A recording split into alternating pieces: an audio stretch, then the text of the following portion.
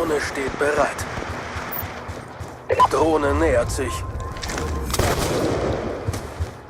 Salut zusammen, das ist der Rufus. Herzlich willkommen zu einer weiteren Episode von Diamonds Are Forever in Black Ops 2.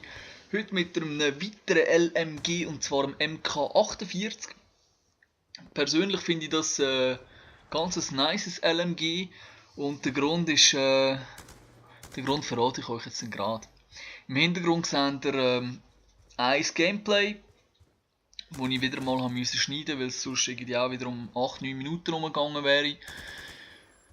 Spiele es mit Schnellziehgriff und Dualband. Rauch dabei, wo mir... Ich weiß nicht, ob ich das rausgeschnitten habe, ich glaube es nicht. Also ich glaube, eine Szene sieht man noch, wo ich den Rauch einsetze, so ein bisschen zu meinem Vorteil und so. Das ist ganz in Ordnung. Und der Start ist natürlich ganz geil mit dem super Abschuss dort, was die Berggeister da oben gemacht haben, weiß ich auch nicht ganz. Aber kommen wir doch zu den Waffen. MK48, wie gesagt, hat neben dem LSAT auch das grösste Magazin, also auch 100 Schuss. Extended Mag 135 und ganz interessant, Max Damage ist bei 49 und Min Damage bei 30. Das sind beides mal Topwerte in dieser Klasse.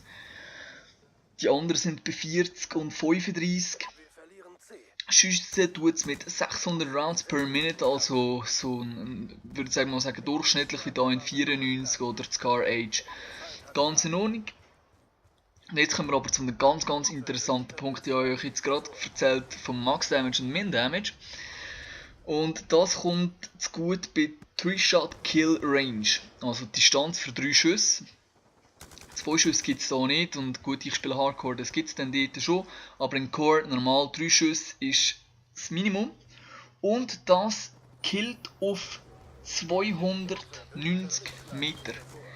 Das ist neben der SMR und der Fall die grösste Distanz. Also auch die SWAT, wo auch eine rechte Distanz hat mit 3 Schüssen, hat keine Chance 290 Meter. Das ist absolut bombastisch, outstanding von allen Waffen. Und 4 Schüsse ist Maximaldistanz. Das ist doch sehr interessant, weil mit diesen 100 Schüssen und 4 Schüsse sind maximal immer ein Kill. Also gut, das ist natürlich immer verbindungsabhängig und das ist Theorie, aber theoretisch ist 4 Schuss oder sind 4 Schüsse immer ein Kill mit dieser Waffe. Das sind, schnell rechnen, etwa 25 Kills, wenn es mich nicht ganz täuscht. Und dann müssen wir nachladen. Klar, das setzt ein paar Sachen voraus, wie eben optimale Verbindung und super Präzision. Aber es ist eben eigentlich gut, wenn man eine gute Präzision hat mit dem ganzen Gewehr, weil der Reload, der ist ja fast ein bisschen pervers. Der Reload ist 7,97 Sekunden. Also man ist fast 8 Sekunden lang am Nachladen. Und da gibt es auch kein Reload, Cancel und nichts. Das ist also wirklich bitter. 8 Sekunden zum Nachladen. Mein Tipp, entweder nehmt noch ein Secondary mit. Aber eigentlich, wenn man...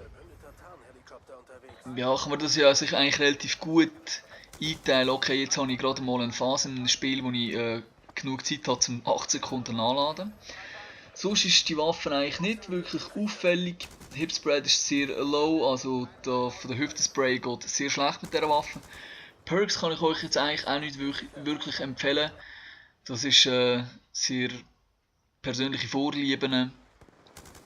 Und ja, sehr interessante Waffe, give it a try. Und das ist schon wieder gewesen. Ich hoffe, es hat euch gefallen und bis zum nächsten Mal. Schönen zusammen!